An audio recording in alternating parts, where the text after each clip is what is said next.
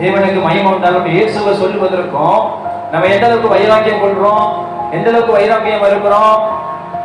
தேவனுக்கு மகிமை உண்டாகட்டும். வைராக்கியத்தை நம்ம என்ன நினைக்கிறோம் உலகத்துல? வைராக்கியம் எதிர வைப்போம் நம்ம குடும்ப, சமுதாய, உலக வாழ்க்கையில. என் பிள்ளைக்கு இந்த வருஷத்துல எப்படியாவது ஒரு பொண்ணையோ ஒரு பையனையோ பார்த்து இந்த காரியத்தை முடிச்சிடணும். வைராக்கியம். எப்படியாவது பணத்தை சேமிக்கணும், பணத்தை சேமிச்சு பெரிய ஆள் ஆயிரும். வைராக்கியம். கார் வாங்கணுங்கிற வைராக்கியம், பைக் வாங்கணுங்கிற வைராக்கியம், மனம் வாங்கணுங்கிற வைராக்கியம், நகை வாங்கணுங்கிற ஒரு வைராக்கியம், புடவை எடுக்கணும், மாமனார் வீட்டுக்கு போகணும், மாமியார் வீட்டுக்கு போகணும், அங்க போகணும், இங்க போகணும்னு சொல்லி பல விஷயங்களுக்குள்ள, உலக காரியங்களுக்குள்ள நம்ம நிறைய காரியங்கள வைராக்கியம் வைக்கிறோம். பிள்ளைங்களை எப்படியாவது கலெக்டர் ஆக்கி பார்த்துடணும், பிள்ளைங்களை எப்படியாவது பெரிய ஆளாக்கி பார்த்துடணும் சொல்லி வைராக்கியம் கொண்டுறோம்.